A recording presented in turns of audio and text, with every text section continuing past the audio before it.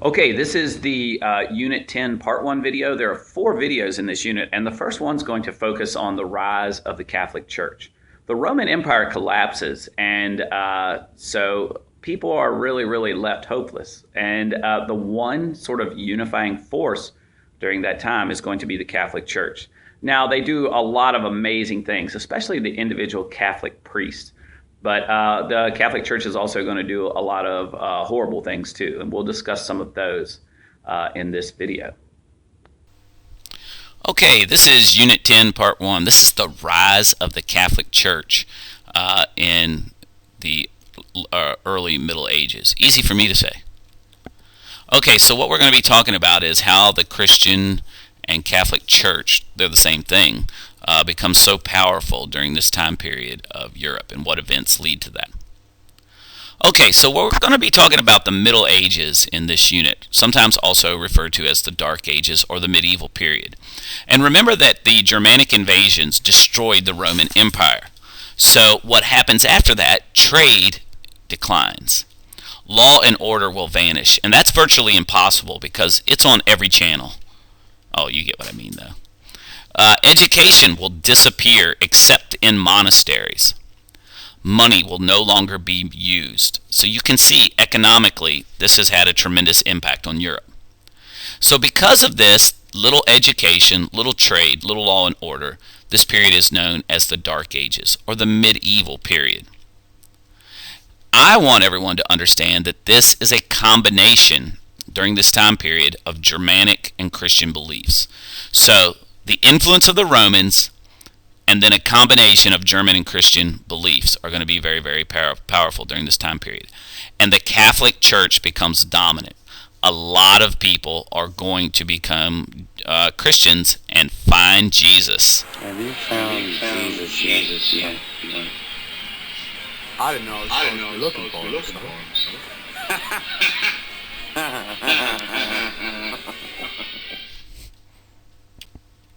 Okay, so what were the foundations of early medieval society?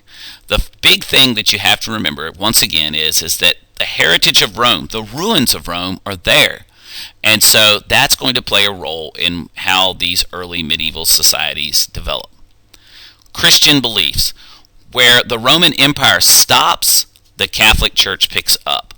And once Charlemagne gives the Catholic Church power, it really takes off in terms of its influence on this period. And one of the things I want you to understand is the Christian church is going to do some remarkable things. It's also going to do some horrible things. And so we'll talk about those more and more in class. Christianity. And then lastly, the ideas of the Germanic tribes and the customs and their religious beliefs will also be fused into this system. Okay.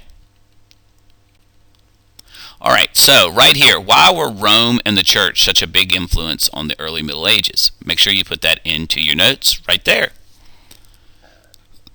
Okay, so the Catholic Church. The Roman Catholic Church grows in importance after Roman authority declines, and it basically becomes the unifying force of Western Europe.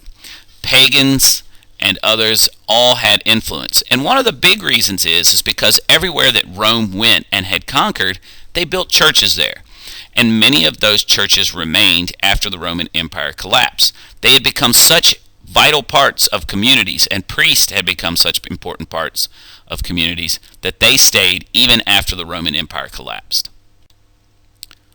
Okay, how about the powers of the church during the Middle Ages?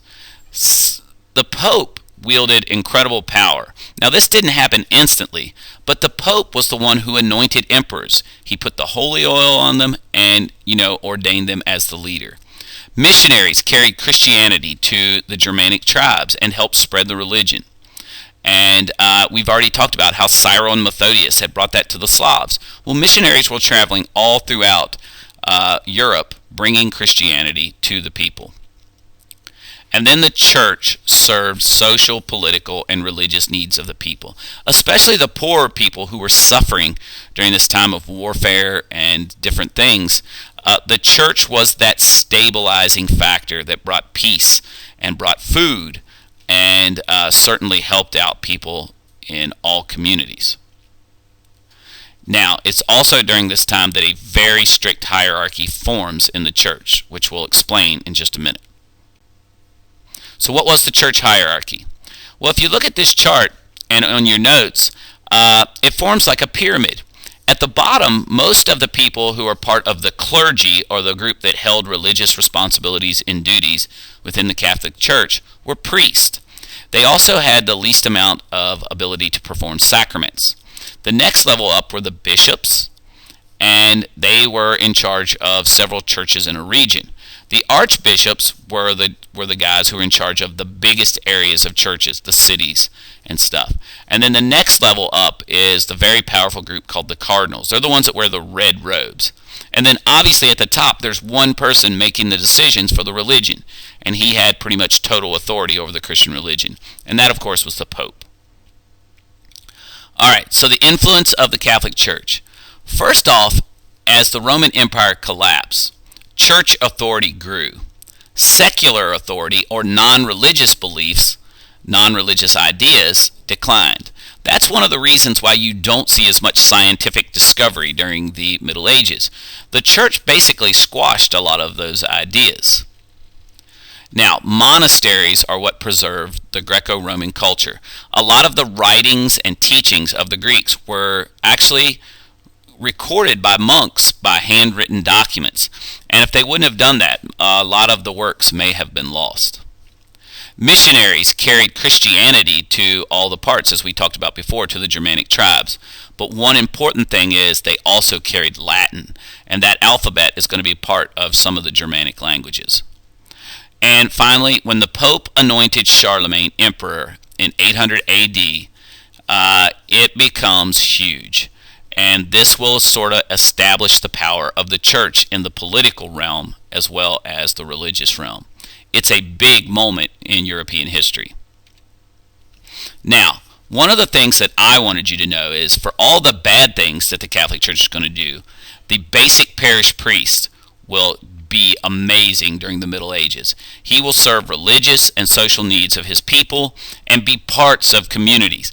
That's probably why the church had so much influence, because so many common people in Europe trusted their parish priest so much. Alright, so explain why the parish priest had such a great influence on this page of your notes in this little box. Alright, so what were the big ideas of this video? The first one is that the Roman Catholic Church grew in importance after Roman authority declined. It became the unifying force in Western Europe. And secular authority declined, church authority grew. So a lot of accomplishments in science and those things are not going to happen during this time period. Alright, get ready for the next video.